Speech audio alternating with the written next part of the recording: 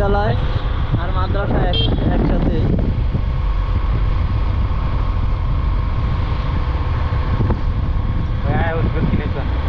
এই যে আমরা কিন্তু আইসা পড়ছি দক্ষিণ আইচা বাজারে।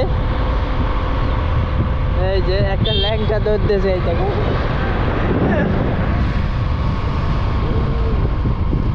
এই যে বাজার, এটা দক্ষিণ আইচা বাজার। মোটামুটি বড় আছে গাইস, এটা হচ্ছে দক্ষিণ এশিয়া বাজার। হ্যাঁ, হ্যাঁ তো আপনারা যদি এইখানে কখনো আসেন আর গুগল ম্যাপে যদি দেখেন, ম্যাপটা যদি মানে ইয়া করেন না, জুমটা যদি স্লো করেন, দেখবেন যে মানে আপনি বঙ্গোপসাগরের মধ্যে আছেন। একটু বড় করলে বোঝা যায়। এটা বলতে পারেন যে বাংলাদেশের শেষ, মানে স্থলভাগ শেষ। এরপরে যা আছে মেঘনা নদী, তারপরে হচ্ছে মানে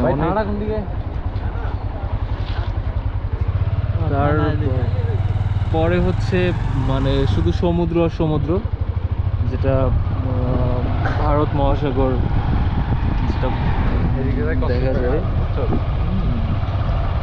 এই জায়গাগুলো না কেমন জানি মানে শুনশান।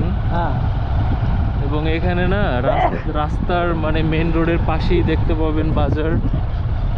এর মধ্যেই সব থানা বলেন, সাব রেজিস্ট্রার অফিস, হ্যাঁ, স্কুল কলেজ সবের মধ্যে।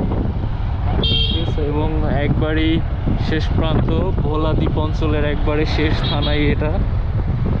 এরপরে কিছু চর আছে ছোট ছোট, যেমন চর নিজাম, চর কুকরি মুকরি, এগুলা। এবং দ্বীপ অঞ্চল তো মনপুরা তো আছেই।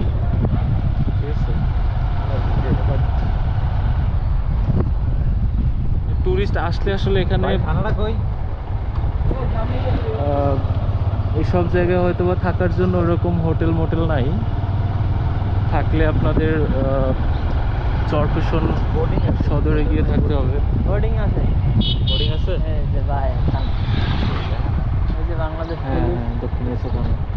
ঠিক আছে, ওই যে এটা হচ্ছে আমরা থানার গেটে ঢুকলাম। সুন্দর আছে, হ্যাঁ আম গাছ আছে বাট আম নাই। খাইলে তাহলে গাছ দিয়ে কি হবে? থানার ভিতরে কিন্তু অনেক গাছ এটা হচ্ছে দক্ষিণ আইচা থানা।